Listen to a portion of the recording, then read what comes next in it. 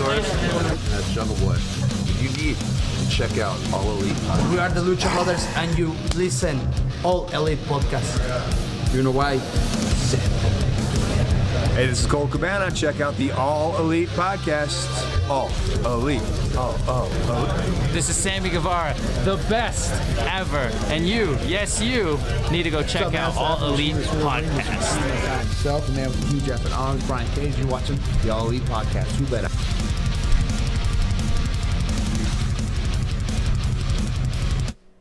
We are back, All Elite family, for another exciting edition of the All Elite Podcast. As always, I'm your host, All Elite Andrew, and I'm joined by my boy, Big Match AJ. AJ, how you doing? I'm doing good. I want to tell you, I do have projects in mind that I should be focused on. I want to tell you I'm doing that, but I'm kind of just procrastinating the past 2 days, so I can't say that. No, all right, man. Well, you'll get to it. That's how you hold yourself accountable, is by speaking it into existence, bro. So get to it. You know what I mean? We're both busy. I know how it is, so it's nice to take a break sometimes. But when you recognize it, you've been taking a break for a little too long, you got to get back to it. Yeah. But I've been there. It's all good. I've been busy, you know what I mean? Been trying to actually get caught back up after doing a little procrastinating myself. When I took a week to help with Brody, it gave me some time to step away from some of my other commitments, but then having to jump back into them, I got a little busy, a little overwhelmed, but I managed to get stuff back in line, get back into a better schedule, so that's pretty awesome. I'm glad to be on a better schedule, and that's why we're able to do the podcast on a more consistent basis, because we fell out of tune with that type of stuff too, so we're good there. Let's go ahead and jump right into the news, because there was some interesting news coming out of this week, especially related to the Women's Eliminator tournament. We didn't know necessarily what was... I'm surprised by this, actually. Anna Jay has been announced that she was out for an injury with her shoulder. She's going to be out for the next 6 to 12 months. This was an injury that they apparently had known about a little bit ahead of time. They still scheduled her for the tournament because they didn't think it would be as big of an injury. Unfortunately, the injury ended up being much more serious, unable to compete in the tournament itself, which was a bit disappointing. What do you think? I was very surprised. I mean, this kind of came out of nowhere for me. And really, it's just a long injury. Like, even if it's on the better side of 6 months, that's still a long time in wrestling years. Like wrestling moves at a different rate of time than everything else. And people forget you real quick. And I'm not saying that they'll completely forget her or she'll be forgotten, but she was kind of she was kind of hot right now. She was really heating up, but you could really use her and build her with something, and she's gonna have to get all that back when she comes back.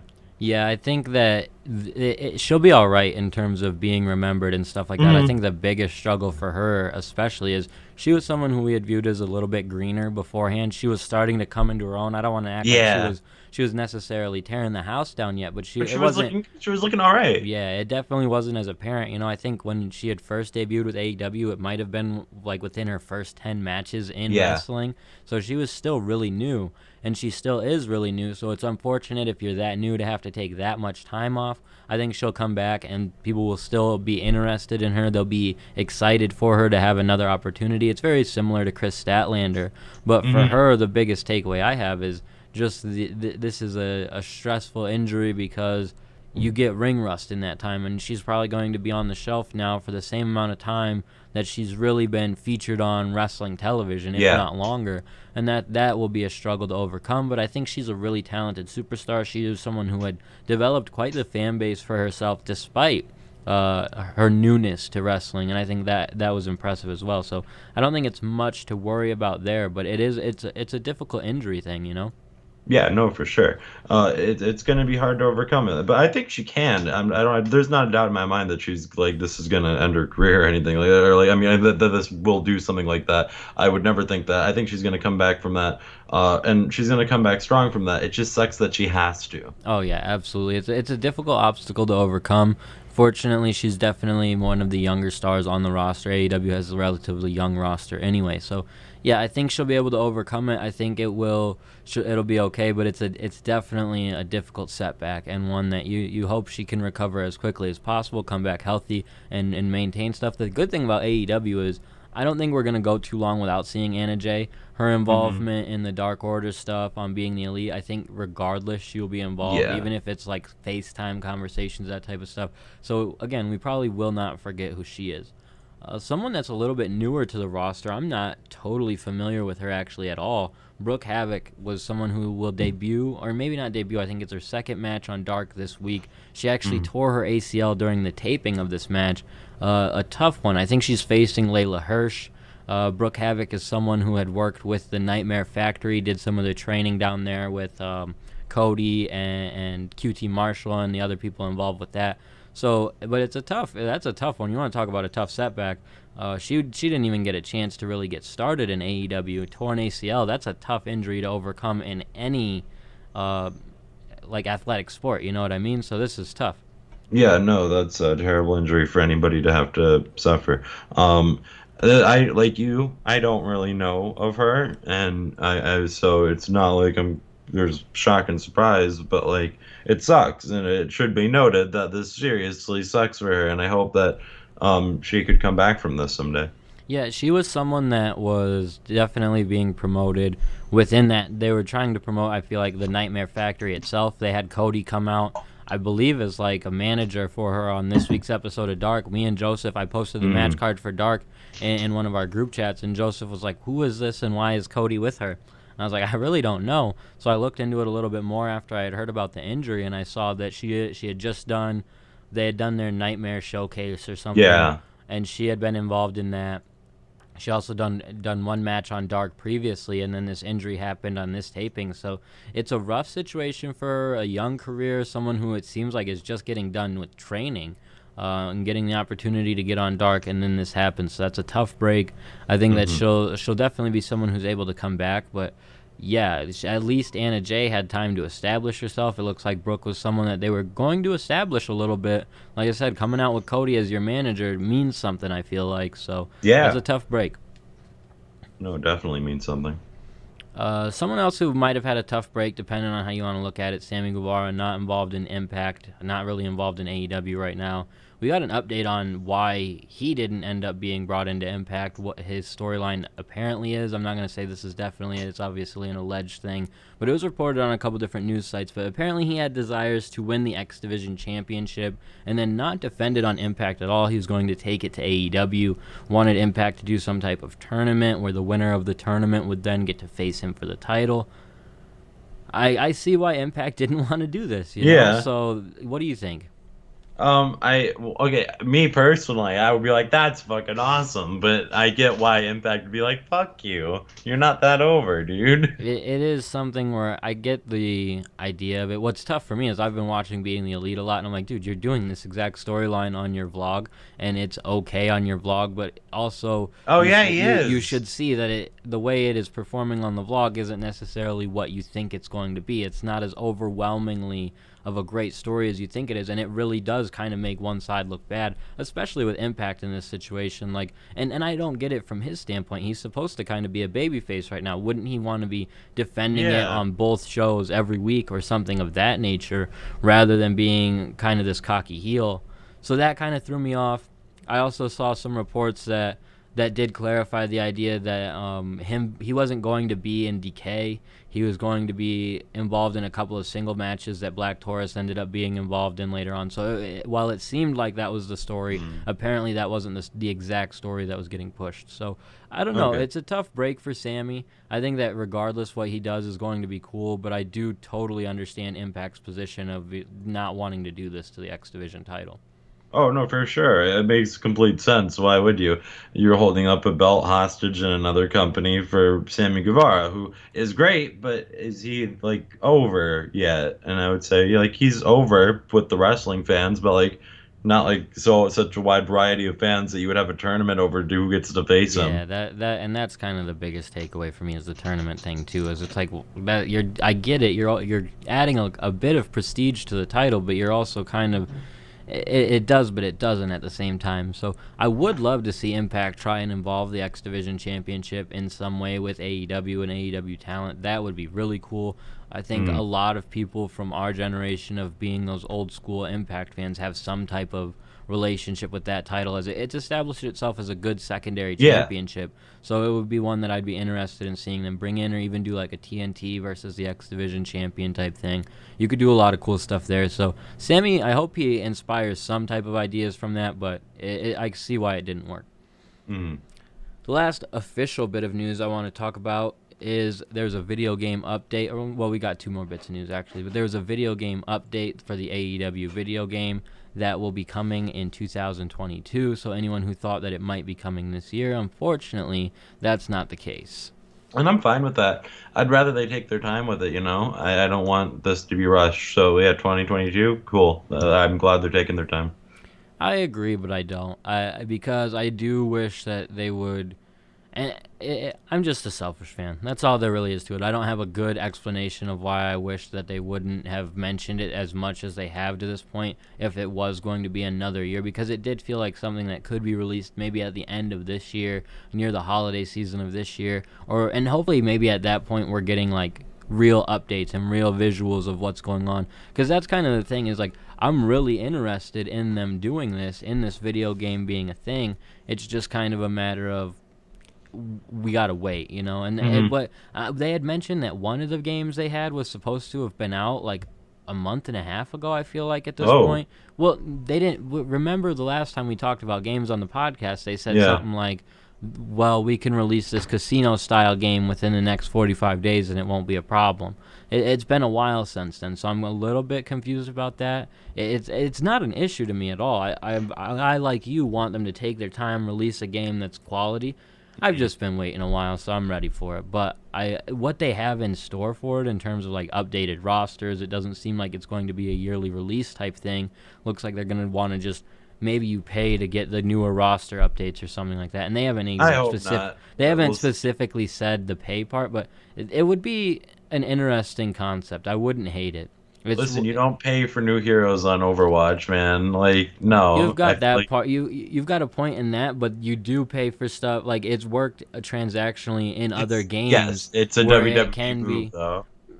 Kind of. It depends on how much. Like, if you're getting a yearly update of a full roster, fighting games do it too. You're not paying a whole lot for it. I think that you can make it work. It can be a good revenue source where you then don't have to sell the same game every year.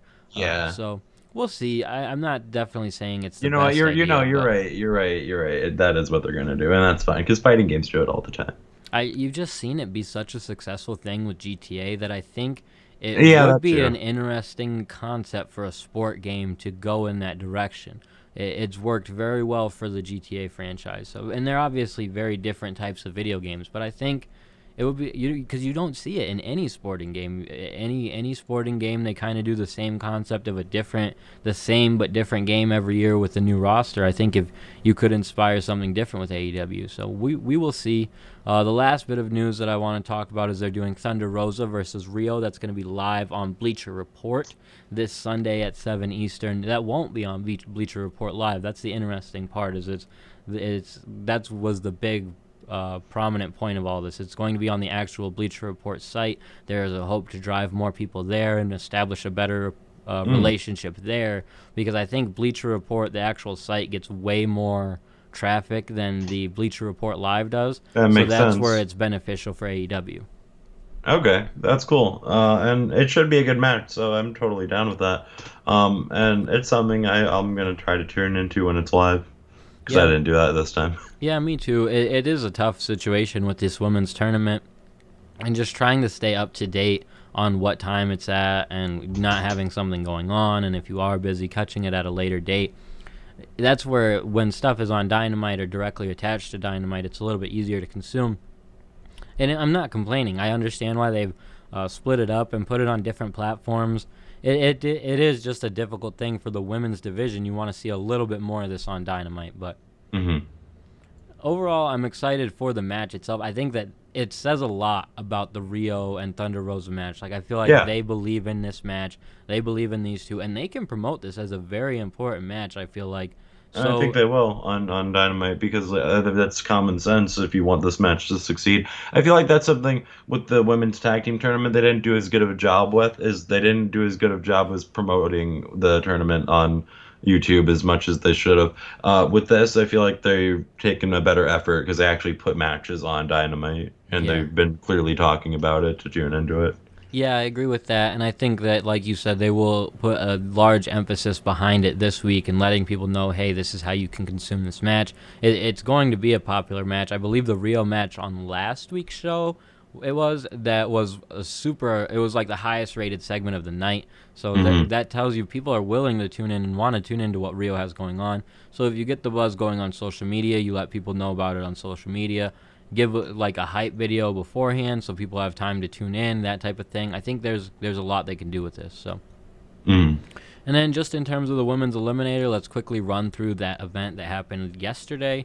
Nyla Rose picked up the win over Tay Conti. That really doesn't come as a surprise to anyone. Yuka Sakazaki picked up the win over Emi Sakura, though. I thought that great match. Yeah, it was a great match. It was very cool to see Yuka continue to win. The one thing I think that is interesting here and will be tough for Yuka here is will the story be that she's just constantly beating superstars that are bigger than her? Like, how many times will David actually beat Goliath? It's a tough run for her. We'll see. Because next up, she's going to have to face Ryo Mizunami, who picked up a win over Aja Kong. This wasn't a bad match either in itself. It wasn't as good, I think, as the Yuka Sakazaki match, but I don't think that they did a bad job at all. Aja Kong has been wrestling, I looked it up, since 1986. And, like, she wasn't great. I'll grant you that. But she did her part. The finish was questionable too. That was kind of my biggest thing. It was a rough finish. I like the finish. It's one of those ones where we like it, but it still feels flat. I think is the best way that I can explain it. To me personally, at least, I like the roll-up finishes. I like the finishes that kind of come out of nowhere. You're not really expecting it. This one, I kind of saw where they were going with it, and I liked it because it was a little unique. But I was still like, I liked it because it involved Hikaru Shida. It was like pure fighting spirit shit, and then it was a unique kind of victory. And I thought it made sense because, like, okay, she couldn't pin Aja Kong. That makes sense. How else do you beat Aja Kong? You went beat her by count out, and like that's fucking fair. You beat her, like she won, and you like because you don't want to. You want to make a monster, but you don't want to kill a monster either. I thought that, like, helped. Yeah, but Aja Kong has been wrestling, like you said, forever. At a point, you're going to... She's still going. Chris Jericho's been wrestling forever, too. Fair enough, dude. I think that... And there was a lot of cool stories behind this. This was Ryo Mizunami's first victory over Aja Kong. So they had a story behind this. They did a good job at presenting that story to us. The commentary I thought was good. I thought it was better to have Taz and Excalibur this week rather than just Excalibur having to carry the load as he did last week. In the main event, we had Britt Baker picking up a win over Maddie Rankowski, who was making, not her debut, I believe she had like 2 or 3 other matches on Dark. I don't think she's ever won a match. I was very confused why, of all the talent you have available to you, this is the one you choose. And it wasn't a bad match. It wasn't awful. It was just, that's my takeaway, is why is she slotted into this tournament? And I think anyone who watches AEW and understands what they try to do with rankings and everything like that can also look at it the same way and say, well, why did you guys utilize this person? And like I'll say, it was not a bad match, but also was not a good match. And that's not because she's gonna be like shitty forever. She's green right now, like that is a clear fact. And Britt Baker's not, so it looked lopsided. And like that's just how it's gonna be. It wasn't the worst thing to watch, but there were certain parts where it was like, oh god. I think that Britt did a good job at sort of carrying the load for this match. I think they recognized that going into this. That's why they had Britt attack her ahead of the match, and why they ran with the story that they did with her. And this made Britt look like kind of an asshole, but a badass at the same time in terms of like Amara actually was sitting with me to watch this. Really? And she was like, she's bad. She's mean. And I was like, yeah, she is. She's like, why is she doing that? Why are they coloring on her face? That's bad. And I was like, yeah, they're bad people, right? So you could tell that they're doing a good job with the heel work here. Yeah. I thought it was an interesting way to maybe get us a little bit more interested in Maddie Rankowski, but that is what saved the match for me, is that I felt like Britt Baker brought a lot to this match and it looked really good. And she looked really good coming out of it. It's just like what you said, like, why her? And it's not a knock on her. That's just like, you have so many people. Maybe they didn't. Maybe it was like a short notice thing. I don't know. But like, it's very odd. Yeah, and that is the thing, is I'm not going to act like I can name someone off the top of my head on the roster that I would immediately slot into here that I feel like can also afford to just take a lose, that they're not kind of working on building up, you know? So in terms of that, I get it. It's tough. The only other person I would even think to slot in was already on this card. I can think of two. Evilise or Diamante. Okay. Abaddon. Okay, that's fair, and I think that you're probably spot on with Ivelisse and Diamante especially. Maybe they weren't at the taping would be my biggest guess, but yeah, I'm not mad at it. I just wish that even an explanation of like, hey, we gave her an opportunity because she's fresh and new or something, anything. Yeah. Instead, it was just kind of confusing. We do a lot to motivate people about rankings, but then we put someone who is completely just not going to be ranked at any point soon in this match on a tournament. So Yeah. otherwise, the women's eliminator tournament looks good. I like where we're going. I like that they are, despite the fact it's not on Dynamite, it's getting its own emphasis on Bleacher Report, and they're not. The fact they haven't paired any other matches with that yet, and they're not trying to make it as a show or anything, it's just this one match thing, is very interesting to me. I'm curious to see how that plays out in terms of viewership.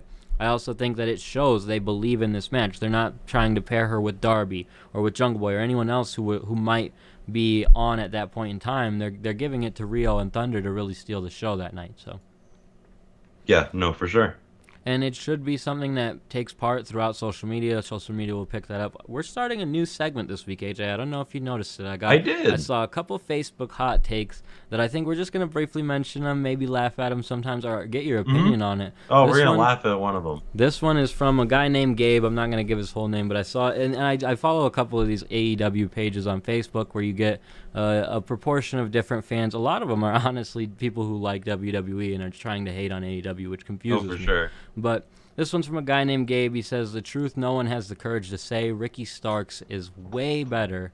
Greater than MJF. I don't know. I like Ricky Starks a lot, he's not. but No, he's not. I love Ricky Starks. No. MJF is a fucking genius at wrestling. And he's a fucking genius on the mic. Like, he's so young.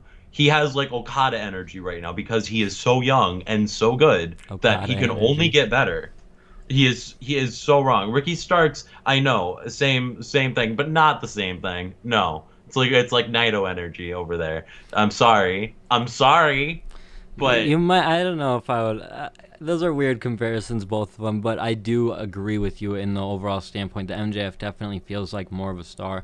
Ricky feels like a star in the making, though. He's someone that I really, over the last couple of months especially, I've grown to like. I've seen him. He just pops up in a lot of these vlogs. I've done a couple of things for WrestleJoy about wrestlers on Dark, and Ricky ended up teaming with Aaron Solo, so I read a lot about him this week. So I'm just becoming a lot more of a fan of Starks.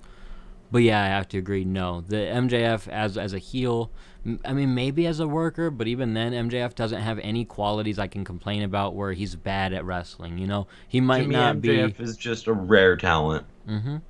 I agree with you 100%. So, yeah, Gabe, we don't agree with you on that one. I definitely thought it was an interesting hot take. It made me laugh a little bit. This is another one from a guy named Craig. He says, anyone else saddened by how poor Matt Hardy is at acting? So many years in the biz and still crap on the mic. No, I'm not because it's not that bad. Here's the deal. I've been having this conversation because there's two wrestlers I really like. There's a few wrestlers I really like. I like AJ Styles. I like Raven. I like Rey Mysterio. And I came to realize those have been interchangeable as my favorite because I like characters and I like people who can really perform in the ring. And so those get swapped around. But like, I love Matt Hardy because Matt Hardy's a total character and it's fucking fun. Yeah. And like, there's nothing wrong with what he's doing. Like, you're wrong. Yeah, this one is one I definitely disagree with because, first of all, we've seen Matt be really, really good. So you can tell that the intention of this character is to be a little over the top and ridiculous. And maybe because we're a little bit more familiar with Money Matt and how he operates in the past in Ring of Honor and this new evolved form of him, kind of like, it makes more sense to us. I get the frustration maybe this fan is having because it's kind of similar to maybe how we felt about Kenny, the way he did his promos in New Japan. And I didn't feel that way. That was you and Phil. All right, well, yes, but still, that's why I can relate and understand his point. When you don't necessarily love the delivery of a superstar's promo or the cadence of it, I get the disdain for it, but Matt is still phenomenal at what he does. To say that he's that bad is laughable to me at the very least. Ridiculous. No, absolutely not. So yeah, Craig and Gabe, thanks for being part of the show this week, but we are not riding with either one of you. I feel bad. No, that's all right. It's okay. Next week we might have some Twitter hot takes. I think that this could be fun stuff to just see some of. I'm gonna aim for some of the pro WWE fans trying to come at AEW. I think that's some of the funnest stuff. But this was some good and interesting stuff to discuss. Mm-hmm. This week on Dark, they have 16 matches announced. We do sleeper picks for Dark each week, and I have my sleeper pick.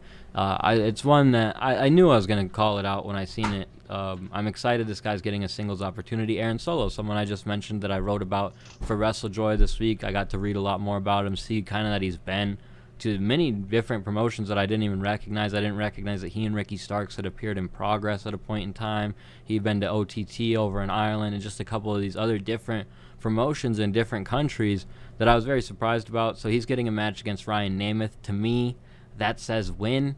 I freaking hope it's a win. But I have reasoning why it might not be. But let's talk about your sleeper pick before we get to that.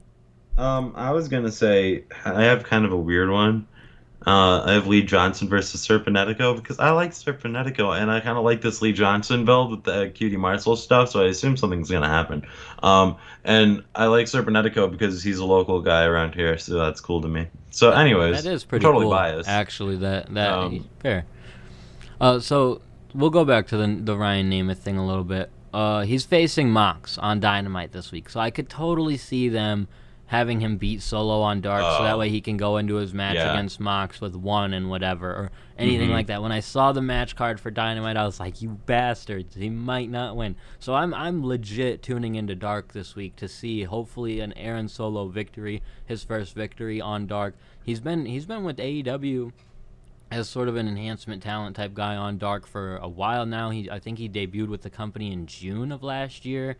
Took a break for a little bit in terms, well, maybe they just didn't bring him back for a little bit. He came back in October and has sort of been consistent ever since then, showing up doing matches with a lot of different people like Darby, Sammy. So I'm excited. I hope he gets a real opportunity to shine here in AEW. It was exciting to read about him and write about him. So yeah, if you get a chance, check out WrestleJoy. You can get a little bit more information about Aaron Solo, and hopefully he gets that win against Ryan Namath. But I don't know. Ryan Namath is a charisma vacuum. I hope your guy wins so bad. Me too. Speaking of our guys, there's a couple of guys I want to reference too that will be on Dark tonight. Eddie Kingston taking on a guy named JD Drake. I don't know a lot about JD Drake, but I love me some Eddie Kingston. And JD Drake looks like a guy who will go and have kind of a brawl with him. I hope that they get a little bit of time to do that type of thing, because I think JD is from Evolve and probably has had a history of working with Kingston. So I wouldn't be surprised to see these two really kind of get to mix it up in there, with Kingston obviously coming out on top.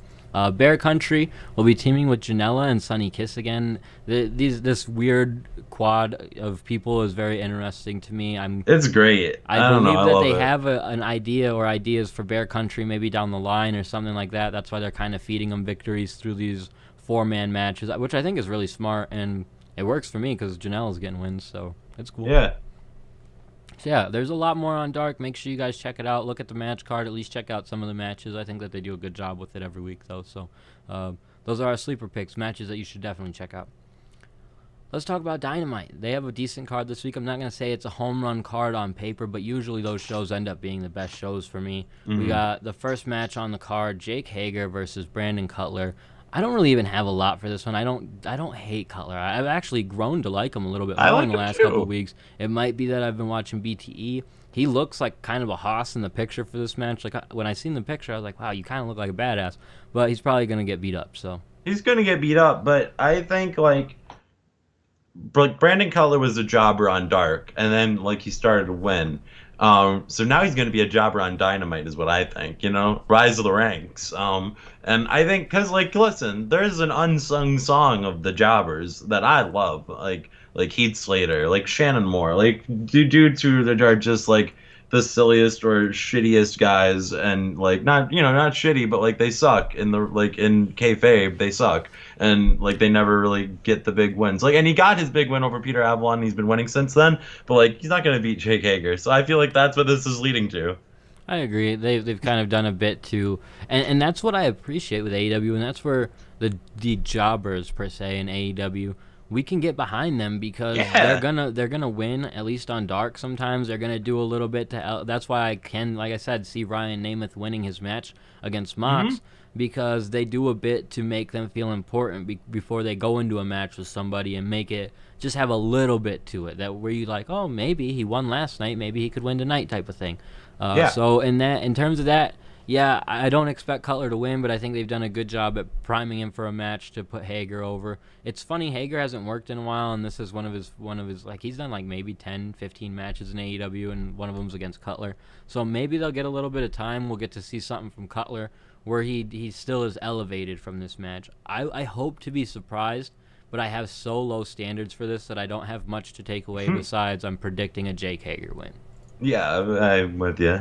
I think it could be like a fun squash match. I like Brandon Cutler, and Jake Hager is good at throwing people around, so maybe that'll be fun. These two have just had, like, and I don't want to say they've had bad matches. They've just had enough matches where I wasn't fully engrossed or entertained by them that I have just no expectations. And so when I see it, I could be surprised, especially if they just kind of get an opportunity to have a good match. But I say that with almost every Hager match where I'm like, if he just gets to go out there and beat the shit out of him, then I'll really like it. And then he goes and has just a regular wrestling match, which is fine, but not what I want. Second match on the card, Varsity Blondes taking on Brian Cage and Ricky Starks. So this is a great match, I feel like, for everybody. I want to see all of these guys showcased, to be honest. And the thing that I like about that is these aren't AEW OGs per se. They're a talent that have all been brought along over the last couple of months. Or maybe not last couple of months, but over the whole span of AEW, that it's cool to see. Like, I'm excited to see these talent, and they're not the guys that started out with AEW. That's starting to happen more often now. Yeah, I love the Varsity Blondes. I think this is a great team. And I don't expect them to win, but I do expect it to be a good match. I do expect people to go away with a higher opinion and view of them. And I feel like this is also going to be good for getting Ricky Starks and Brian Cage a victory, because they have time to fill before their match with Sting, and they kind of already beat Sting up. So, and maybe Darby's going to come back. Who knows? Maybe the Varsity Blondes will win because of Nefarious Darby. You don't know. They definitely won't win, but they will look good in this match. And I'm glad they don't do that. But they will look good in this match the way they kind of have in all of their enhancement matches, really. Where they're kind of like what we've talked about with Cutler in terms of being talent that have been elevated enough that you believe in them when they go into a match. You want to see them do good, but you're not anticipating a win for them. And this isn't one where I would even want to see a win for them. Great spot for Brian Cage and Ricky to look good, but I think that this is the perfect people for them to go. Like, I think ever since they had a good offense against Jericho and MJF, I expect to see Varsity Blondes get some offense in against the teams they're facing, and eventually that will transition to victories. So that's why I like seeing them. I think Griff is great. I think Pillman's great. So yeah, I'm excited to see what they got going here. Kind of stemming off of that, Sting will appear. He's coming for revenge for Brian Cage and Team Taz. So to your point, maybe something nefarious happens in the Varsity Blondes win. I don't expect it, though. I was just joking around. No, I don't think so. I agree, but you never know. Another match, we've talked about it a little bit on this card, but Moxley taking on Namath. We don't have a lot of love for Ryan, but maybe Mox can go out there and do something good with him. Oh, I hope he beats the fuck out of him. I don't like him at all. And maybe he's working heel me. Heat, bro. Yeah. But I think it's Xbox heat with me, brother. Like, no, I don't like him. I don't like him. I don't like his promos. Don't like his wrestling's okay. He's someone that has immediately taken our attention, and that might just be his name and his relation and everything. But that's absolutely why. But the fact that he continues to appear, he has a little bit more of a name to him than some of these other guys they could have. His hair is even blonde, Andrew. Like, they're the brothers, same color bro. blonde. Of course. Yeah, but like their both hair is not blonde. Yeah, I got Moxley picking up the victory in this one, though. You gonna pick Namath, dude? No, I'm not. Brit Baker taking on Nyla Rose in the semifinals of the Women's World Title Eliminator. So I believe this is the first U.S. side semifinals match, and the other one's the one we discussed that will happen on Sunday. Who you got in this one, Brit or Nyla? Brit, because I think like because I want to say it's going to be Brit and Thunder Rosa, but like maybe they're working me. I don't know, but I'm going to say Brit. Yeah, I think we'll differ on this one. I think that they're going to go with a strong run for Nyla. I think that she could end up pulling out a decent run in this women's side of the tournament, because I think that she's kind of just hasn't been anywhere in AEW for a while. Sort of similar to how Hikaru just hadn't been anywhere for a while. So while a win for Brit elevates Brit, I think that Brit is kind of established, and where she might end up at the end of the tournament is probably the same as where she's at right now, because she won't win the title. Nyla is someone that I could believe in winning the title if she goes through the tournament. So, yeah, I think that the tournament it's in itself, even if she gets to the finals and loses, it helps Nyla a lot more than Brit. So that's my biggest takeaway. I think that Nyla could have a decent run in this one. But Brit has been on a strong run too, so it's tough to call. But I think that Nyla, they don't book bad, is what I'll say. They do not book bad. And Nyla would be booked bad if she just keeps losing. I'm not saying if she loses this match it's bad, but that's kind of the continuation of a spiral that you don't want to see for someone who's supposed to be like kind of a hoss for the women's division. So. No, I totally get that. Because I was saying about it earlier. Like, you don't want to kill a monster, and like Nyla Rose should be viewed as a monster, and sometimes it looks less than that. Yeah, like just a dominant athlete in her division for sure, and she's very dominant, but she's kind of come up short a lot more than I had anticipated for her, which is good because I don't want her shoved down our throat in the Roman Reigns fashion of someone who is just a dominant character. She's been humanized a little bit in that sense, where she's not just a monster who runs through the whole division. They've given it, which helps in the long run. When she has matches against people like Rio, it ends up better. So yeah, I think that it'll be a solid victory for Nyla here, and the tournament will continue on pretty well. We got Lance Archer versus Rey Fenix in a Face of the Revolution ladder match qualifier. So someone did point out on Twitter, why are they qualifying when the other three had already been announced? They did say, like, hey, these guys were the first ones to accept terms, so they tried to casually explain it, but it was a weak explanation. I'll give it that much. So, yeah. Okay. I got Archer in this one, though. I don't think they're running Phoenix and Penta in that. Yeah. That's it, because I have Phoenix, because I want it to be Archer. I really do. I'm going to be rooting for Archer. I'm going to be cheering for Archer in the chat. You're just going to flip your decision. You might as well say Archer, I think Phoenix is going to win, though, because, like, I feel like they are going to run that. See, and here's where I'll get you to flip your choice on this. Archer is a big base. They need someone like him to just catch people when they're doing crazy flippy shit in matches like that. I think it's gonna be 6 people. You're good. Nah, I think he's a good person to put in, and who knows, you might be right. And I think that Phoenix is kind of the high flyer who you might want in that position. I'm excited for the match itself. We talked about that, I think, on last week's show. So I like qualifiers for matches like this. I think it adds to the importance of them. I do wish that maybe they did more to explain the beginning part, because I feel like there are other talent who might be smarter or quicker than, and who knows, maybe this establishes like Pentagon Jr., Scorpio Sky, and Cody Rhodes are the three smartest talent on the roster because they're willing to do this for a TNT title match. So yeah, I don't know. Like, I think what you said, though, like, Rey Fenix is the guy you want to have in this match. Like, Rey Fenix, I'm biased, maybe. No, I don't think I'm biased, because, like, I think, like, he's one of the best wrestlers in the world right now. Like, he's that good. And so, I really feel, and I love Lance Archer more than I love Rey Fenix, but, like, he's so damn good. You got to put him in the crazy ladder match. And that's the funny part, is we kind of are picking guys that we normally cheer for, which, like, it works out. It works out either way. So that's what's good about that match, and it should be a fun match with these two, because both have honestly been on fire in terms of match quality. So should be something exciting there. And then I don't think this will be the main event, but the match I wanted to talk about last, Hangman Page versus Isaiah Cassidy. They're building off with this Matt Hardy thing. It doesn't have a whole lot of importance to me. I'm anticipating a Hangman victory, of course, but this could be where we see a nefarious victory and Isaiah Cassidy picking up a win. I think maybe something's going on with Mark Quinn. He hasn't been at a couple of shows in a row.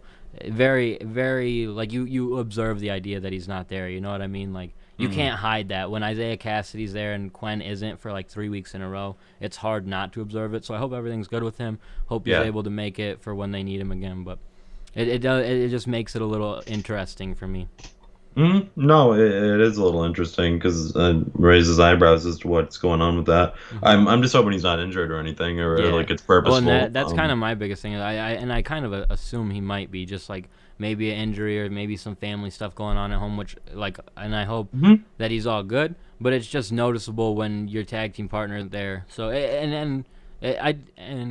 I guess you don't explain it if you just don't have a storyline purpose for it. So that's why we don't know what's going on. But Yeah. maybe he'll return this week. Maybe that's the idea, is for Hangman to be like, oh, where's your buddy at? And then all of a sudden he returns and they team up and beat the shit out of him. So that probably, and who knows, that might be the main event, so they can close with some Dark Order stuff. I don't know if you watch That would be Being the cool. Elite, but Hangman hasn't joined the Dark Order, but they've kind of agreed to all be buddies and have each other's back. So looks like Hangman's officially not a part of the Dark Order, but aligning with them. So Yeah, I mean, he's Dark Order adjacent for sure after last week. How could he not be?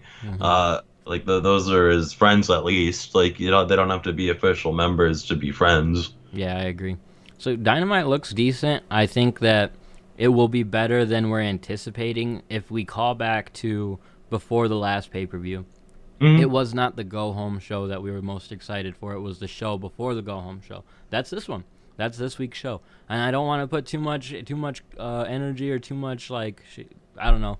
I don't want to put too much power on it, but I think that this show will still over-deliver on what we're anticipating because we don't really anticipate anything for it yet. So I think that's reasonable because you're basing it on what's happened before, so that makes sense to me. And if nothing else, they're on a solid run.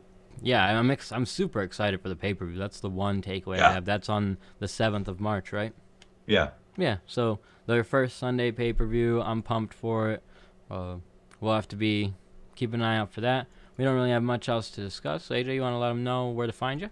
Yeah, you can follow me on Instagram and Twitter, both at AJ the Fitzy now. So do look at that. You made it more consistent, huh, brother? I did.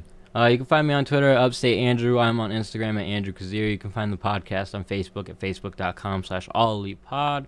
We're on YouTube at youtube.com/AllElitePodcast. If you're following us there, make sure you smash that subscribe button, brother. If you're not and you have the chance, run over to YouTube, search us up, and smash that subscribe button, brother. It'll help us out. If you got a second, leave us some reviews on iTunes, all of that good stuff. We are also on Twitter at All Elite Podcast. We'll be back on Thursday to recap Dynamite, talk about some of the ratings and any of the news stemming off of the show. Until then, we'll see you next time. Bye. Bye. All I see is marks and carnies, just like anywhere else.